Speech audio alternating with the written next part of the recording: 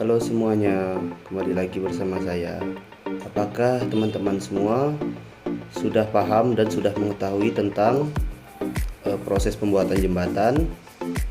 Jika belum, maka teman-teman melihat video yang tepat, karena di sini saya akan menjelaskan proses pembuatan jembatan mulai dari tahapan pelaksanaan pembuatan jembatannya, kemudian alat yang digunakan dalam membuat konstruksi jembatan, kemudian kita mengetahui risiko K3K dan K3L dari konstruksi, kemudian kita juga akan mempelajari atau menentukan job safety analysis atau JSA.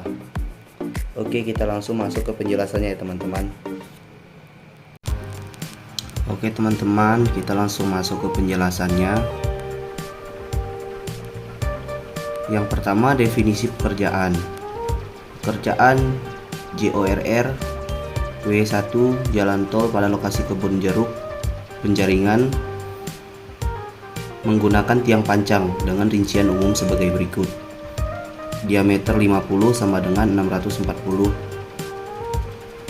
tiang pancang dengan L per buah 18 meter. Terdapat pada pier 30 sampai dengan pier 37 untuk lokasi pile slab. Kemudian diameter 60 sama dengan 96 tiang pancang. Kemudian ada diameter 60 sama dengan 704 tiang pancang dengan L per buah 30 meter. Terdapat pada P15 sampai dengan pier 25. Bisa teman-teman lihat sendiri untuk tipe piernya, yaitu sampai tipe pier 1G P25. Definisi pekerjaan. Pekerjaan elevated road yang terbagi dalam beberapa kelompok pekerjaan, yaitu yang pertama, pekerjaan persiapan. Pekerjaan persiapan ini terdiri dari pembersihan lokasi, bongkaran bangunan existing, dan penyiapan tanah dasar. Kemudian ada pekerjaan tanah, yaitu yang terdiri dari galian dan disposal. Kemudian ada pekerjaan substruktur yang terdiri dari tiang pancang presters, spoon pile diameter 50 cm dan diameter 60 cm. Kemudian ada pekerjaan pile cap. Pekerjaan upper struktur terdiri atas pekerjaan pile slab, pekerjaan pier atau pilar, pekerjaan pier head, pekerjaan balok girder diafragma, precast plate konkrit, pekerjaan bearing pad dan expansion joint. Kemudian ada pekerjaan parapet dan precast concrete plater box. Kemudian ada pekerjaan perkerasan jalan, ada pekerjaan drainase atau jembatan. Kemudian ada pekerjaan PJU, rambu dan marka jalan. Kemudian ada pekerjaan gardu tol dan pekerjaan landscape. Kemudian untuk urutan pekerjaannya bisa teman-teman lihat dan teman-teman baca.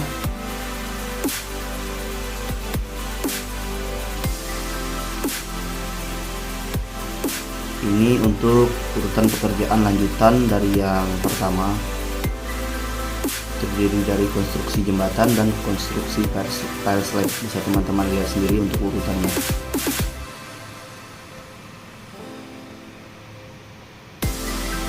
Dan ini juga urutan pekerjaan lanjutan yang ketiga hingga selesai atau finish. Bisa teman-teman baca juga sendiri. Kemudian penyiapan lokasi pekerjaan. Yang pertama, pekerjaan pembersihan lahan dan pemindahan utilitas. Kemudian yang kedua, pekerjaan dewatering dan pendatangan tanah. Kemudian yang ketiga, pekerjaan penimbunan, perataan dan pemadatan tanah.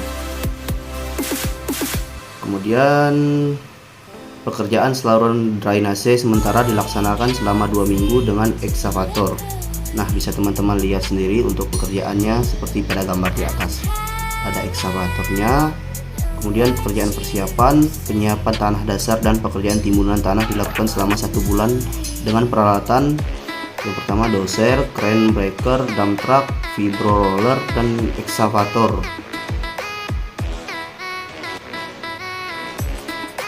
Kemudian kita masuk ke pekerjaan substruktur.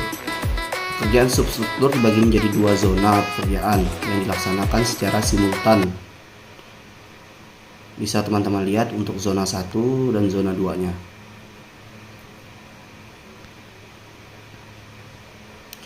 Ini masuk ke pekerjaan pondasi tiang pancang, di mana arah pemancangan zona 1 dan arah pemancangan zona 2. Di sini prinsip arah pemancangan adalah dimulai dari area konstruksi pile slab yang mempunyai jarak antar as memanjang tiang pancang lebih sempit 5 meter dan berakhir di area konstruksi extended struktur atau e-girder yang mempunyai jarak antar pilar cukup lebar, variasi 16-40 meter, sehingga masih ada ruang pergerakan untuk alat kren melakukan pemancangan di line terakhir. Kemudian skema pemancangan zona 1. Ada bagian utara dan bagian selatan.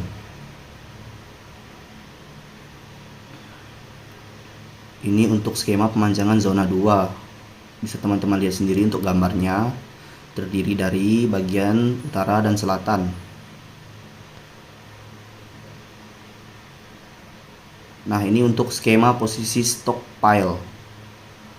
Bisa teman-teman lihat sendiri untuk gambarnya. Kemudian peralatan yang digunakan untuk pekerjaan pancang yaitu ada kren pancang 2 buah, kren pancang 2 buah, dan service kren terdiri dari 2 buah.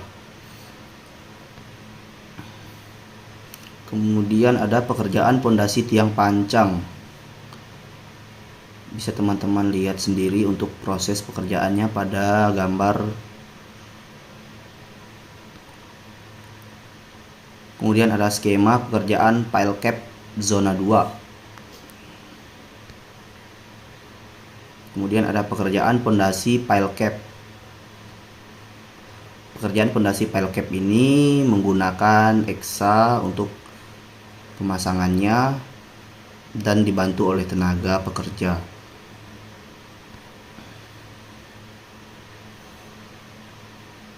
Kemudian ini masih dari pekerjaan pondasi pile cap.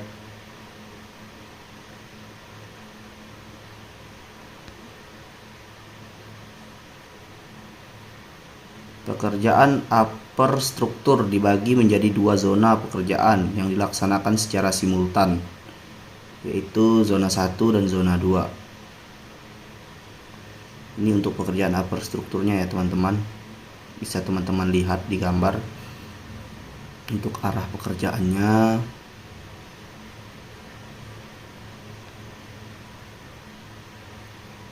kemudian pekerjaan pilar pile slab zona 1.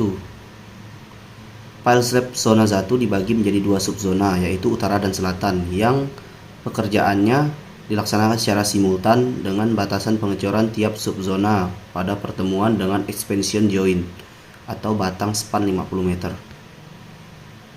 Kemudian kita masuk ke pekerjaan pilar pile slab zona 1, seperti yang teman-teman lihat pada gambar.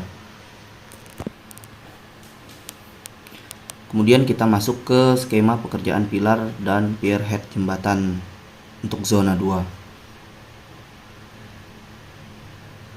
Kemudian kita masuk ke pekerjaan pilar atau pier. Seperti yang teman-teman lihat untuk proses pekerjaannya seperti di gambar.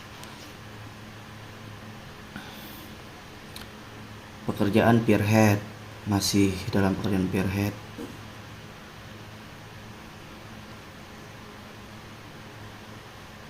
Ini masuk ke skema pekerjaan girder erection zona 2 dan pekerjaan erection girder zona 2, seperti teman-teman lihat pada gambar. Untuk yang di pekerjaan erection girder zona 2, penempatan girder dan stressing bed area. Kemudian ada pekerjaan girder erection zona 2, terdiri dari bagian utara dan bagian selatan. Pekerjaan PCI girder erection, seperti yang teman-teman lihat pada gambar. Kemudian ini untuk pekerjaan diafragma. Bisa teman-teman baca juga untuk keterangannya.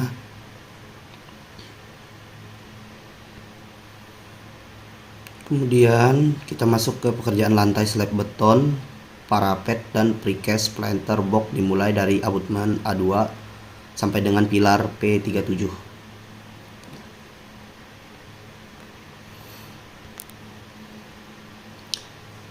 Pekerjaan lantai slab beton, parapet, dan precast planter box.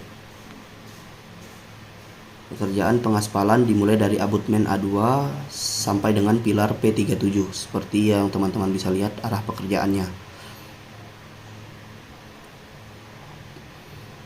Kemudian pekerjaan saluran drainase. Nah, kita masuk ke peralatan konstruksinya. Yang pertama ada ekskavator, digunakan untuk menimbun tanah dan memindahkan tanah pada lokasi timbunan.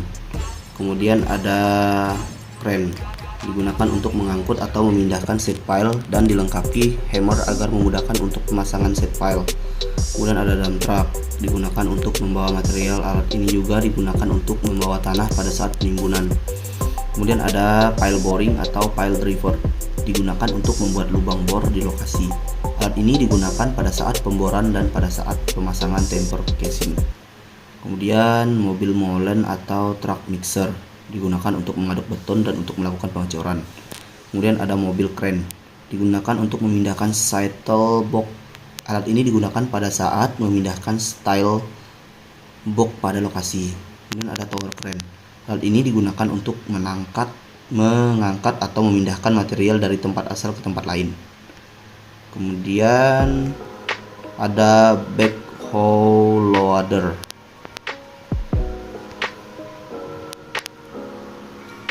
resiko K3K dan K3L saat pelaksanaan konstruksi.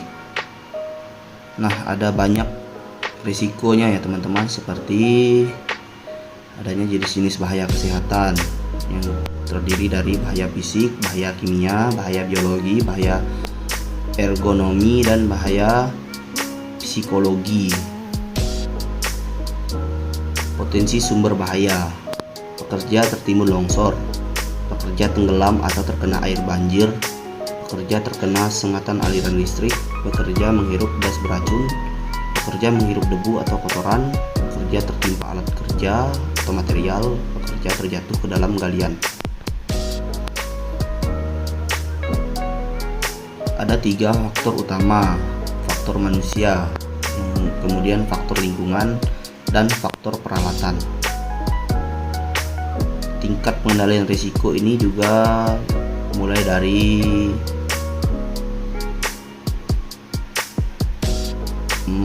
APD, menggunakan alat pelindung diri. Kemudian administrasi, yaitu merubah cara melakukan pekerjaan atau prosedur. Kemudian rekayasa teknik, mengisolasi manusia dari bahaya. Kemudian substitusi, mengganti bahaya. Dan eliminasi, menghilangkan fisik dari bahaya.